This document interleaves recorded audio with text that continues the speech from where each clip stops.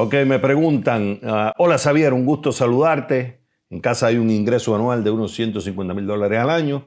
Tenemos tarjeta de crédito en cero y tenemos ahorros para cubrir 6 meses de gastos, o sea, mortgage, comida, auto, etc. Quiero comenzar a pagar el college de mi hija, que ahora tiene 8 años, pero mi esposo prefiere comprar oro y plata en físico porque dice que va a valer más en 9 años. Quiero tu opinión acerca de invertir en commodities. Bueno, me imagino para el fondo de lo que sería el fondo para pagar la educación de tu hija. Mira, hay una cosa importante. No sabemos lo que va a pasar en el futuro, no sabemos el comportamiento de los diferentes activos, y en este caso el oro, como puede ser el equity, como puede ser los bonos, dependiendo de la naturaleza de cada uno de sus instrumentos. No sabemos cómo se van a comportar en el futuro. Lo que podemos es tener una guía del pasado, aunque lo que sucedió en el pasado no necesariamente va a suceder en el futuro, pero al menos nos da una idea. Y sobre eso tenemos que determinar cómo vamos a enfrentar el futuro, entendiendo los dos riesgos que enfrentamos como inversionistas. Por un lado, perder dinero y por otro lado, perder oportunidad. Ok, habiendo dicho eso, quiero mostrarte este gráfico. Ok, vamos a tomar una data, esta información histórica la saqué de un profesor de la Universidad de Nueva York, que él constantemente está recolectando la información de varios activos. En este caso, el Standard Poor's 500, está el Treasury Bonds, el Real Estate, el Treasury Bill, que es el de a 3 meses, tanto el T-Bond como el T-Bill, es el que emite el gobierno de los Estados Unidos. Están los bonos corporativos, los BAA, y está el oro, ¿ok? Y vamos a ver un comportamiento desde 1928 hasta el 2022, cómo se han comportado cada uno de estos activos a través de la historia. Si tú observas el equity, que en este caso sería representado por el Standard Poor's 500, que es un índice que representa cerca del 70 al 80% del mercado accionario de los Estados Unidos, hubiera generado $624,000 si hubiésemos puesto $100 en 1928. O sea, la pregunta acá es, bueno, si yo pongo $100 en 1928, en cada uno de estos activos, ¿cuánto sería en el 2022? Bueno, el Standard Poor's 500, que lo que sería equity, serían 624,000. Sin embargo, cuando ves el oro, serían 8,866. Lo que nos muestra, por lo menos en data histórica, que si hubiésemos puesto $100 en 1928 y lo hubiésemos dejado hasta el 2022, el equity hubiese ganado muchas veces más, incluyendo los dividendos, en este caso incluidos los dividendos, si lo comparamos con el oro. Entonces, ¿qué pasa si, por ejemplo, nosotros hacemos un portafolio? Vamos a hacer otro escenario hipotético. Vamos a hacer un escenario donde creamos dos portafolios. Un portafolio A, que va a ser un compuesto de estos 6 activos que te mostré, versus un portafolio B, que solamente va a ser 100% en oro. O sea, vamos a tomar esos mismos $100 y los vamos a invertir en 1983 hasta el 2022. El 1983 lo cogí de forma arbitraria, no tiene ninguna razón. Solamente lo calculé así, lo puse en 1983 y vámonos desde ahí. No hay razón por qué. Arbitrario. ¿Ok? ¿Qué pasa si esos $100 se hubiese creado un portafolio donde el 60% es en equity y lo demás se distribuye? Ahí tú lo ves, estás viendo, por ejemplo, acá ves un 5% en oro, puede ser más, puede ser menos, 15% en real estate, 10% en bonos corporativos, en los bonos del gobierno de los Estados Unidos un 5%, Treasury Bill un 5% y el 60% restante en equity, versus el 100% en oro. Mira la diferencia. El portafolio A hubiese generado $3,528, o sea, de $100 se hubiese, cerrando el 2022, hubiesen sido $3,528 versus $100 en 1983 solamente puesto en oro, al cierre del 2022 hubiesen sido $398. Pues claramente, utilizando la historia como espejo, nos muestra que poner todo en oro estaríamos perdiendo oportunidades al utilizar una mayor diversificación. Ahora, ¿cuánto deberíamos poner en cada canasta? Ya eso es un debate porque hay que medir la tolerancia al riesgo, hay que hacer un risk assessment, etcétera, etcétera. Pero ese no es el punto. Esa no es mi intención ahora. Lo que yo quería mostrarle a tu esposo es que si utilizamos la data histórica, el oro, no usé la plata, pero el oro sería, digamos, el punto de referencia mayor, claramente muestra que estaríamos perdiendo oportunidad si concentramos el 100% solamente en oro. No deja de ser el oro un activo importante. Y acá en este caso hipotético puse 5% de forma arbitraria. Puede ser el porcentaje mayor. Pero lo que vemos claramente con la data histórica, el oro se queda por debajo. O sea, perdemos oportunidades si hubiésemos puesto todo el dinero en oro versus diversificarlo en otras áreas.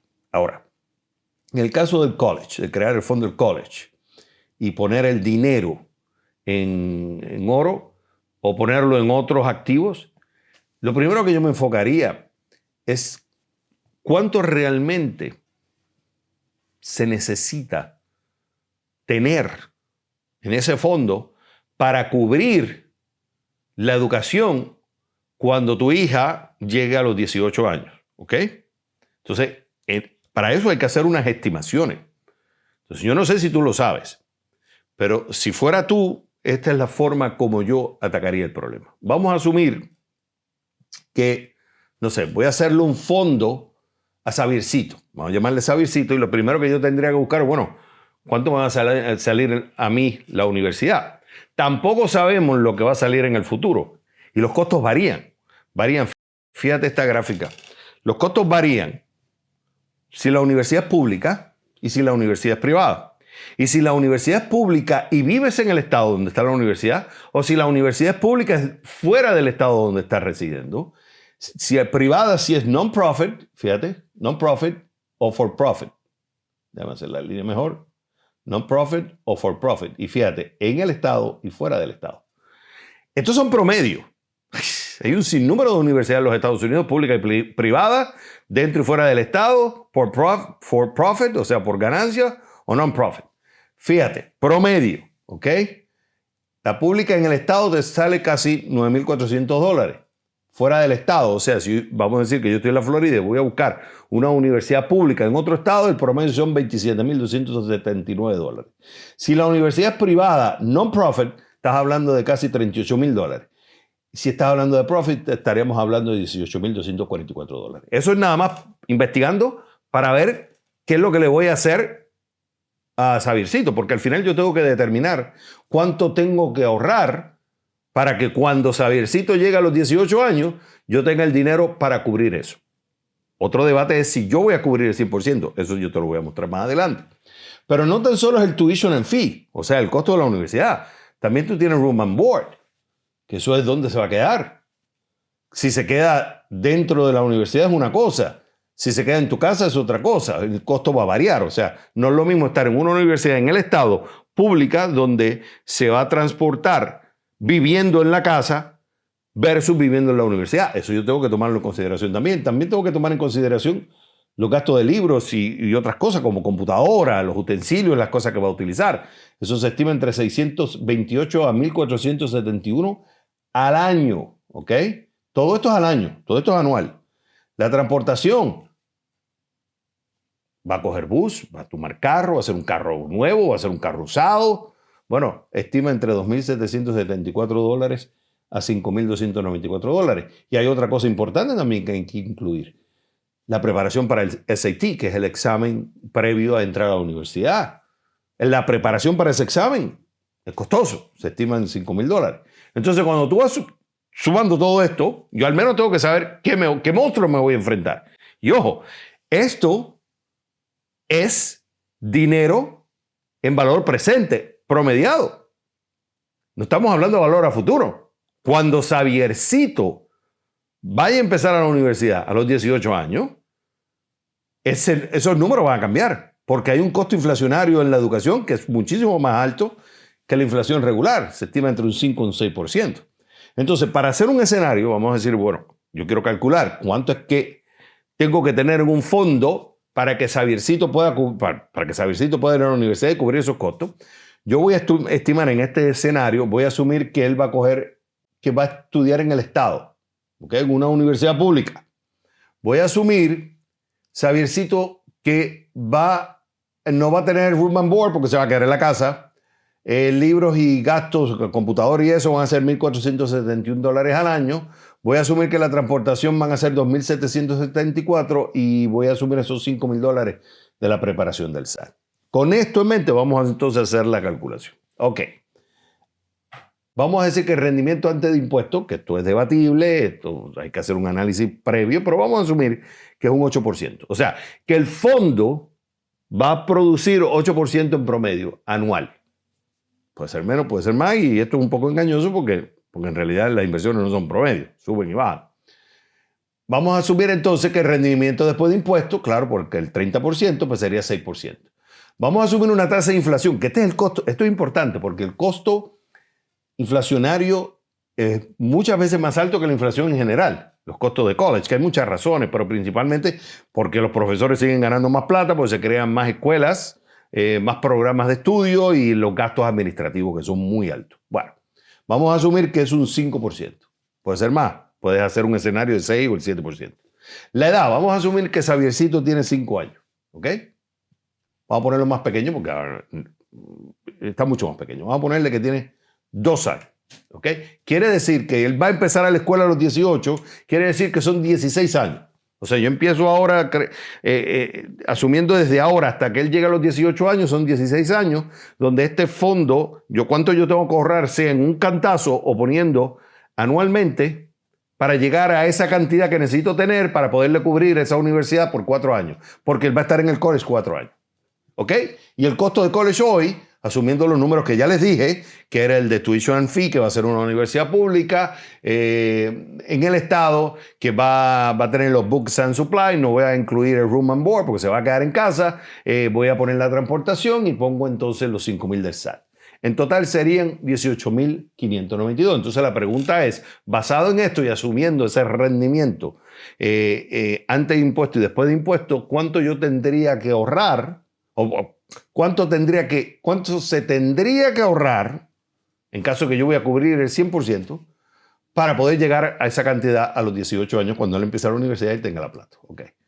Vamos a ver los resultados.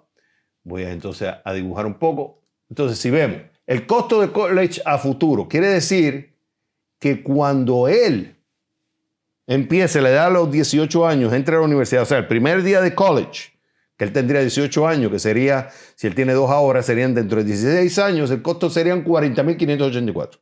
O sea, este número lo tengo que llevar al costo inflacionario de 5% por año.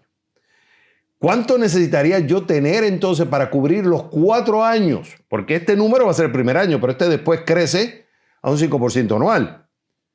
Tendría que tener $155,000, $155,696 el primer día que él empieza a estudiar. Ese es el dinero que yo tengo que tener para poder cubrir los 4 años. Ahora, tengo 2 opciones. O pongo una cantidad total ahora o voy ahorrando anualmente. Bueno, si voy a poner una cantidad en estos momentos en un lump sum, yo tendría que poner $45,446. Ahora, en el caso de ahorro anual, antes de impuestos serían $5,134. Si yo quiero ahorrar anualmente, pues yo tengo que sacar $5,134. Yo tengo que estimar eso. O sea, anualmente yo tengo que mentalizarme que yo a Xaviercito, si le quiero cubrir el costo total de esos $155,000, que cuando él empiece a estudiar esté ese dinero ahí, yo tengo que ahorrar $5,134, asumiendo un rendimiento antes de impuestos. Pero si lo asumo después de impuestos, serían $6,227. $6,267 es lo que yo tendría que ahorrar anualmente para poder llegar a este monto. Asumiendo que todo esto se queda igual. O sea, ceteris paribus. Entonces, con esto en mente, la pregunta que uno se tiene que hacer es, ¿yo voy a cubrir ese costo total? ¿O lo vamos a compartir? Porque aquí entonces viene una pregunta clave que yo sugiero que te hagas y te sientas con tu esposo a discutir, y todos los que nos están viendo, que están enfrentando este reto ahora, es, primero, ¿voy a cubrir ese costo total? ¿Cuáles son las fuentes, por ejemplo, de ingreso o las fuentes, digamos, sources of potential money para poder cubrir este costo? Déjame mostrarte esto, por ejemplo. Mira, Xaviercito, o Xavierito, como le quieran llamar, tiene varias opciones. Tiene ayuda financiera. Xavierito tiene scholarship o grants. Es recibir, por ejemplo, dinero que se le dice gratis. Bueno, el costo es otro, pero no lo tienes que pagar tú. ¿Por qué? Porque te lo dan por meritocracia, porque eres habilidoso en algún deporte, etcétera, etcétera. Ahorro que Xavierito ahorre de 2 a los 18 años. Por ejemplo, los cumpleaños que se hacen. La gente hace un cumpleaños y viene con regalos. ¿Por qué en vez de regalarle, darle un regalo que después se pierde, material, por qué no nos regalan dinero? Y se ponen en una cuenta y se va ahorrando. Imagínate si se gastan $1,000 al mes, al año en regalos, por ejemplo, de cumpleaños, más $1,000 en Navidad. Son $2,000 al año. Eso multiplicado por 16, al rendimiento que pueda generar la inversión. Hay que pensar en eso. Trabajo, estudio. Xavierito puede trabajar también. No tiene que estudiar full time, puede estudiar full time y trabajar también, fajarse. El tiempo que Xavierito empieza a trabajar, desde, vamos a decir que tenga sentido ya para trabajar. Yo empecé a trabajar a los 12 años. Bueno, que desde los 12 a los 16 a los 18 años produzca ese dinero también. O cuando ya esté en la universidad, trabaje también. Le viene muy bien. Y están los préstamos privados que pueda conseguir él o pueda conseguir yo como padre. Claro, hay otro debate. Yo no soy de la tesis de sacar préstamos. Pero, en dado caso, estamos viendo que hay otras fuentes. O sea, que esa cantidad que yo les estaba mostrando a ustedes acá de $155,000, la que está acá, esta que está acá, no necesariamente la tengo que pagar yo. Yo puedo ahorrar, pero tengo que tomar una decisión. ¿Voy a ahorrar yo ese 100%? ¿O eso es lo que hay que buscar? Y entonces, distribuir entonces, bueno, yo voy a poner una parte, otra parte la va a poner los ahorros que nosotros hagamos de Xavierito. En vez de estar viajándonos a Disney World o viendo un montón de helados o viajes, ¿por qué no mejor guardarla para el college? Yo voy a entrenar a Xavierito a que sea muy bueno en un área para que entonces le den dinero por meritocracia, porque demostró ser muy bueno. Entonces conseguir grants. En este país hay cada cantidad de grants, scholarship, tiene financial aid. Claro, aquí viene el debate de qué tipo de cuenta se va a usar después, porque hay otro debate. Este dinero que se estaría ahorrando, ¿dónde se va a depositar? Pero eso es otro debate que no voy a entrar ahora. Lo que quiero llevarte con esto es que yo tengo un lema. Yo no hipotecaría mi futuro por Harvard. Cuando digo Harvard, primero que tiene que ser el mito que hay que las universidades caras son sinónimos de resultados positivos. No necesariamente es así. Hay un debate sobre eso y no necesariamente tú puedas, como decía ese refrán del medioevo, salmantica no da quod natura non praesta, si lo estoy citando correctamente. O sea, no hay que asumir que la escuela te lo va a dar todo. El trabajo empieza en la casa. Y hay gente que ha ido a escuelas baratas y han tenido resultados muy positivos, y hay gente que ha ido a escuelas caras pensando que van a tener un buen resultado y no lo han tenido. Eso es debatible. Eso por un lado, cuando digo el término Harvard. Segundo, cuando digo no hipotecaría el futuro por Harvard, muchas veces los padres se sacrifican por sus hijos ahora cuando sus hijos tienen recursos y opciones para conseguir dinero en el futuro. Pero entonces cuando los viejos, digamos, nosotros los padres llegamos a viejos, no tenemos los recursos para mantenernos en el retiro. No va a haber alguien que nos va a subvencionar el retiro. Sin embargo, ellos tienen opciones para buscar dinero para cubrir su educación. Entonces, yo lo que le digo es a la gente, primero enfócate en tu retiro, en tu jubilación. Entonces te preguntaría a ti y a tu esposo, ¿cómo están en la jubilación? ¿Están pensando en eso? Hicieron los números. Hay un video que ya yo hablé sobre el tema de retiro. Búscalo en YouTube.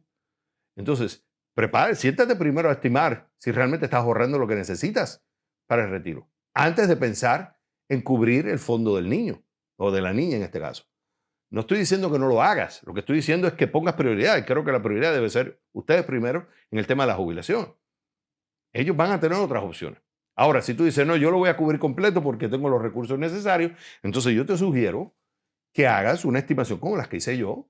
Busca diferentes escenarios de escuelas que quisieras enviarla, el costo que te saldría y empieza a estimar cuánto tendrías que ahorrar. Después vas a tener que determinar dónde vas a poner ese dinero, porque hay diferentes tipos de vehículos. Está el 529, que son, hay un tipo de cuenta que son los 529, están los UTMA, que son un trust, tienes los prepaid y tienes tantos otros. Tienes diferentes estrategias que puedes utilizar, tácticas que puedes utilizar para ese dinero que estás pensando para el college. Cada una de ellas tiene sus pros y cons. Va a depender de cada caso cuál es el mejor que se aplica. He conocido casos de personas que el UTMA funcionó fenomenal. Hay otros que le ha funcionado el 529. Pero en dado caso, siéntate, estima cuánto necesitas, haces este ejercicio aplicado al caso de tu hija. Después entonces estimas cuánto es que tú vas a aportar de ese costo, cuánto es que tú vas a aportar y el restante que lo va a buscar él o ella, y ahí viene ahorro, ahí viene el tema de scholarship grants, ahí viene el tema de financial aid, ahí viene trabajo de estudio, y entonces después haces una estrategia de inversión, determinas cuál es el vehículo que va más de acuerdo contigo, eso dependiendo de, por ejemplo, si quieres ser dueño de la cuenta o no, temas impositivos, o sea, si yo pongo ese dinero y cuando lo voy a utilizar, ese dinero crece, ese dinero lo puedo sacar antes o después de impuestos si lo uso para temas de estudio, hay un tema de control, hay un tema de impuestos, hay un tema de ayuda para la financial aid, hay ciertas cuentas que pueden afectar el financial aid o no. Todas esas cosas las vas a tener que analizar, pero en dado caso, y en conclusión, no asumas que el oro necesariamente es la mejor inversión, aunque no descartaría que el oro esté dentro del portafolio si aplica el caso, pero yo creo que la diversificación de tener otros activos, asumiendo que la historia es un buen espejo, ya te lo demostré, que daría mayor resultado teniendo una diversificación de activos. Segundo, estima cuánto te va a salir a la universidad, y para eso tienes que adentrarte a los números para poder estimar cuánto tienes que ahorrar por año o un lump sum, y entonces de ahí haces una estrategia de cuánto es que tú vas a poner en ese fondo, cuánto tu hijo va a cubrir o otros van a cubrir, y, ahí, y a partir de ahí entonces hacer la estrategia de inversiones buscando cuál es la cuenta o vehículo legal que más conviene a tu caso.